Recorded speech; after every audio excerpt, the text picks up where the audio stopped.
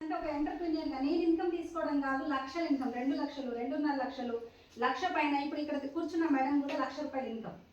ఇప్పటిదాకా మీకు చెప్పిన మేడంకి 60,000 ఇన్కమ్. కార్లు తీసుకున్నారు వాళ్ళు కూడా. కానీ ఈరోజు చూస్తే ఏంటి అంటే లైఫ్ ఎక్కడి నుంచి ఎక్కడికి చేంజ్ అయింది అని అంటే వెస్టీజ్ వల్ల. ఇట్లాంటి వాళ్ళు చాలా మంది ఉన్నారు నా ఆర్గనైజేషన్లో.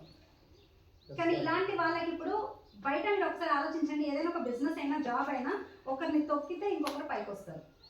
Yes sir. అదే ఇక్కడ చూస్తే ఏంటి అని అంటే ఒకరిని గెలిపిస్తే ఇంకొకరిని గెలుస్తారు.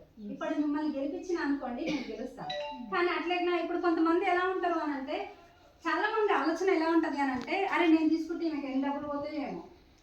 ఈ ఆలోచనతో ఏం చేస్తారు అని అంటే వాళ్ళు తీసుకోరు. ఫస్ట్ వాళ్ళ జీవితం బాగుంటుంది అని మీరు ఆలోచించారు. ఒక చిన్న ఎగ్జాంపుల్ ఏంటి అని అంటే, ఇక్కడ ఒక కరెంట్ ఆఫీస్, జపాన్లో కరెంట్ పోతే ఏంటి అని అంటే వాళ్ళు ఏం చేస్తారు అని అంటే ఫస్ట్ కరెంట్ ఆఫీస్కి ఫోన్ చేసి అడుగుతారు అనమాట, ఏంటి ఎందుకు కరెంట్ పోయింది అని చెప్పేసి.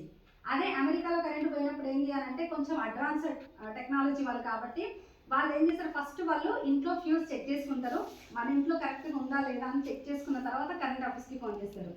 కానీ ఇండియాలో దౌర్భాగ్యం ఏంటి అని అంటే మన ఇంట్లో కరెంట్ పోయిందంటే పక్కింటి ఉందా లేదా, అది పోతే మన మనసు ఓకే హ్యాపీ. ఒకవేళ పొరపాటున ఆ ఇంట్లో పోకుండా మన ఇంట్లో పోయింది అని అంటే ఇంకా అది పెద్ద రాద్ధాంతం అవుతుంది. అంటే పక్కింట్లో చూస్తుంటాం అన్నమాట ఎంతసేపు. కానీ నేను చెప్పేది ఏంటి అని అంటే ఇక్కడ మనకు ఎంతసేపు ఏంటి అంటే మనం బాగుపడకపోయినా పర్వాలేదు కానీ పక్క వాళ్ళు